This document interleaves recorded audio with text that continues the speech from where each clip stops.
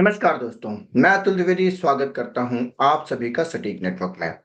आगे बढ़ने से पहले आप सभी से एक छोटी सी अपील कि अगर आपको हमारा चैनल पसंद आता है तो कृपया हमारे वीडियोस को लाइक करें और चैनल को सब्सक्राइब करें। अब हम बात करेंगे महाराष्ट्र के बारे में। महाराष्ट्र और झारखंड जहां पर चुनावों की घोषणा इस बार मंगलवार को चुनाव आयोग ने कर दी है। अब इन चुनाव के को समझने के लिए डेटा के पर्सपेक्टिव से हम ये जानना चाहेंगे कि इस समय जो है तो महाराष्ट्र की असेंबली अगर 2024 के हिसाब से देखा जाए तो 2024 के हिसाब से महाराष्ट्र की असेंबली की क्या स्टेटस है। अगर लोकसभा के परिणामों को अगर हम विधानसभा के चुनाव में कन्वर्ट करके देखें तो कितनी सीट्स पे कौन सा गठबंधन लीड कर रहा है, इस बारे में आज हम जानना चाहेंगे। तो सबसे पहले हम डेटा पे नजर डालते हैं, क्योंकि कई बार जो होता है ना, जो सीटें होती हैं वो सही मायने में ये नहीं बता पाती हैं कि 2000 चाहे कि पिछला चुनाव कई बार ये नहीं बता पाता है कि आने वाले 4 महीने बाद जो चुनाव है वो किस तरीके से जो है इनका इम्पैक्ट होगा आने वाले लेजिस्लेटिव असेंबली में या किसी और चुनाव में। तो सबसे पहले हम देखते हैं कि आखिर जो अभी जो 2024 के रिजल्ट्स रहे उसमें रिजल्ट क्या रहा अलायंस वाइज। तो देखा जाए तो भारतीय जनता पार्टी जो है तो उसको सबसे ज्यादा वोट शेयर मिला, 26.18 का परसेंटेज वोट शेयर मिला और उन्होंने 28 सीटें लड़ी थी जिसमें से उन्होंने 9 सीटें जीती। वहीं अगर शिवसेना जो कि एक नाथ शिंदे गुट की शिवसेना, उसने 15 सीटें लड़ी और 7 सीटें जीती और उनका विन परसेंटेज रहा 46.67 और वोट परसेंटेज उनका रहा 12.95%। यहीं पे एनसीपी का अगर देखा जाए जो कि अजीत पवार गुट की एनसीपी की बात कर रहे हैं हम यहाँ पे, तो उन्होंने 4 सीटें लड़ी थी और 1 सीट जीती। उनका वोट परसेंटेज था 3.6% और विन परसेंटेज था 25%। मतलब जितनी सीटें उन्होंने लड़ी उनमें से कितनी सीटें उन्होंने जीती, अगर ये देखा जाए तो। वहीं पर अगर हम कांग्रेस की बात करते हैं तो कांग्रेस ने 17 सीटें लड़ी और उसने 13 सीटें जीती और उसका जो विन परसेंटेज था वो 76.47% रहा और वोट शेयर जो था उसका 16.92%, लगभग 17% के आसपास का वोट शेयर रहा।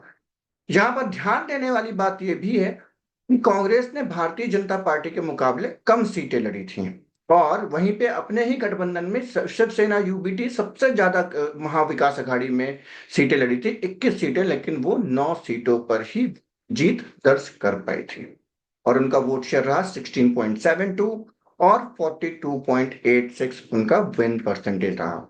वहीं अगर एनसीपी शरद पवार गुट की बात की जाए तो वहां पर उन्होंने 10 सीटें लड़ी थी और 7 सीटें जीती थी, मतलब उनका विन परसेंटेज रहा 70% और वहीं पे 10.27% का उनको वोट शेयर। तो यहाँ पर एक बात, जो लोग कह रहे हैं कि बीजेपी जो है वोट शेयर के मुकाबले सबसे बड़ी पार्टी है, बिल्कुल नंबर्स अभी यही बता रहे हैं, लेकिन इस बात का ध्यान रखना पड़ेगा कि बीजेपी ने जो कांग्रेस है या शिवसेना उद्धव ठाकरे के मुकाबले सबसे ज्यादा सीटें भी, अगर किसी भी गठबंधन में किसी पार्टी ने सबसे ज्यादा सीटें लड़ी है तो वो भारतीय जनता पार्टी है, तो उनका वोट परसेंटेज ज्यादा होना लाजमी है। तो वोट परसेंटेज तो ज्यादा ही होगा, जब ज्यादा सीटें लड़ेंगे तो ज्यादा वोट परसेंटेज होगा।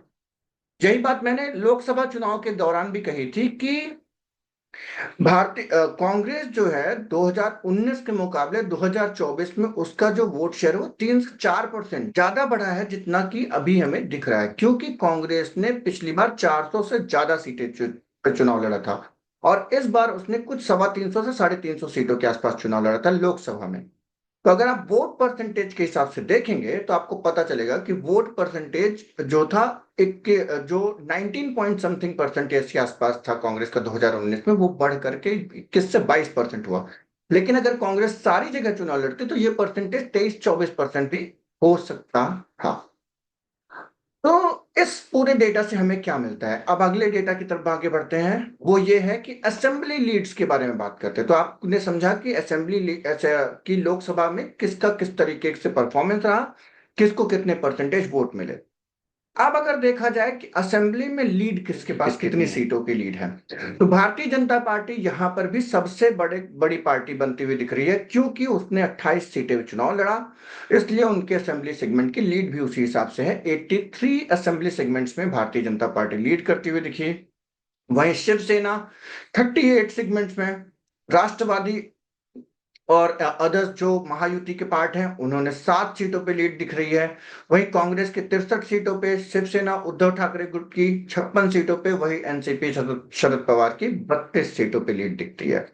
तो ये रहा जो लोकसभा के चुनाव को अगर असेंबली लीड्स के हिसाब से देखा जाए तो इस तरीके का कुछ रिजल्ट हमें दिखता है कि ऐसी कुछ लीड है। तो अगर आप देख सकेंगे कि कोई बहुत ज्यादा सिग्निफिकेंट ऐसा कोई डिफरेंस नहीं है महायुति और एमवीए के बीच में। और एक और जो आपको देखनी चाहिए वो ये है कि महायुति अगर के असेंबली सेगमेंट की लीड्स को और महाविकास आघाड़ी के असेंबली सेगमेंट लीड्स को अगर कन्वर्ट किया जाए तो 128 सीटें और 151 सीटें महाविकास आघाड़ी को मिलती है और 128 सीटें महायुति को मिलती हैं। अब वोट परसेंटेज, लेकिन वोट परसेंटेज जब आप देखते हैं तो आपको सिर्फ 0.16% वोट शेयर का जो डिफरेंस है दोनों गठबंधन के बीच में दिखता है। इसका मतलब यह है कि कांटे की टक्कर हमें देखने को मिल सकती है महाराष्ट्र के चुनाव में। अब इन सब बातों का क्या मतलब है? इन सब बातों को हम इसलिए रख रहे हैं क्योंकि कई सारे लोग ये कह रहे हैं कि अभी भी भारतीय जनता पार्टी लोकसभा के हिसाब से अगर देखा जाए तो सबसे बड़ा दल है। वो इसलिए है क्योंकि उसने उस हिसाब से सीटें भी लड़ी थी, 48 में से 28 सीटें, 50% से भी ज्यादा सीटें जो है तो लगभग 60% सीटें जो है तो अकेले भी भारतीय जनता पार्टी ने लड़ी। तो उनकी लीड होना बिल्कुल जायज है, मतलब वो तो उनकी होगी। उस हिसाब से अगर देखा जाए तो ये काफी कांटे का टक्कर का चुनाव हो सकता है। और एक स्पेकुलेशन ये भी है, जो लोग बात करते हैं कि शायद चुनाव में महाराष्ट्र और झारखंड के चुनाव की घोषणा हरियाणा और जम्मू कश्मीर के चुनाव के साथ इसलिए नहीं की गई क्योंकि महाराष्ट्र में और भी कई सारी योजनाएं और घोषणाएं करनी थी, जैसे कि लड़की बहन योजना, लड़का भाऊ योजना। इन सब के बेनिफिट्स कम से कम 2 से 3 किस्तें लोगों के तक पहुंच जाएं। और ऐसा भी सुनने में आ रहा है कि दिन में कई सारे फैसले ये सरकार ले रही है, मतलब उन्होंने खजाना खोल सा दिया है। 6,000 रुपए इसको, 5,000 रुपए इसको, जो ग्रेजुएट होंगे उनको, 12वीं पास होंगे उनको, किस तरीके के कई सारे फैसले जो है तो सिंधिया सरकार ने इन 2 से 3 महीनों में लोकसभा चुनाव के बाद लिए हैं। इस बात को देखते हुए कि शायद उनकी पार्टी के खिलाफ या उनके गठबंधन के खिलाफ एक एंटी इनकम्बेंसी बढ़ती जा रही है। दूसरी तरफ अगर देखा जाए तो महाविकास अघाड़ी में भी एक समस्या चल रही है, जिसमें कि सीटों में के बंटवारे को लेकर के भी एक तरीके का झगड़ा चल रहा है। महायुति में भी उसी तरीके का झगड़ा चल रहा है। महायुति में झगड़ा इस चीज का है कि कौन बनेगा मुख्यमंत्री। वहां पे देवेंद्र फडणवीस, जो कि पहले 5 साल मुख्यमंत्री रह चुके हैं, उसके बाद इस बार भी कुछ घंटों के लिए मुख्यमंत्री थे जब अजित पवार ने उनके साथ में शपथ ले ली थी, सुबह जाकर के समर्थन दे दिया था।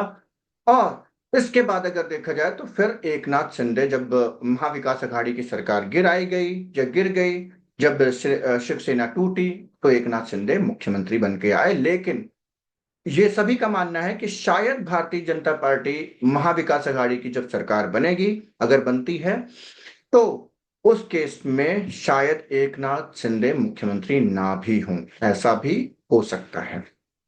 ये एक ऐसा स्पेकुलेशन है जो चल रहा है, पर हम इस पे, मतलब ये एक बहुत प्रैक्टिकल चीज भी है जो कि शायद हो सकती है। हम इसके बारे में भी कंफर्म नहीं कर रहे, ये तो चुनाव के बाद में ही पता चलेगा कि जीत भी रहे हैं कि नहीं जीत रहे हैं, क्योंकि टक्कर कांटे की है। वहीं महाविकास आघाड़ी में हरियाणा का चुनाव हारने के बाद, जीता हुआ चुनाव हमें कहना चाहिए, जीता हुआ चुनाव हारने के बाद यहाँ पर कांग्रेस जो है बैकफुट पे दिखाई दे रही है।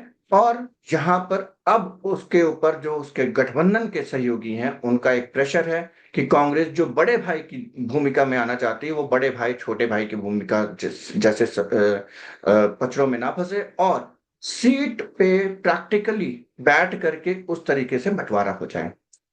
उम्मीद है हमें कि शायद 21 तारीख से जो है तो चुनाव नामांकन की प्रक्रिया चालू होने वाली है, तो शायद आज या कल तक या परसों सोमवार तक हमें उम्मीद है कि कांग्रेस और भारतीय जनता पार्टी या सभी पार्टियों की सीट शेयरिंग का फॉर्मूला भी निकल आएगा और वो अपने अपने कैंडिडेट्स भी घोषित करना चालू कर देंगे, क्योंकि 27 तारीख को वो आखिरी दिन है नामांकन दाखिल करने का। इससे जुड़ी हुई खबरों पे और नजर बनाए रखेंगे और इसी तरीके के और डेटा आपके तक लेके आते रहेंगे। तब तक के लिए धन्यवाद।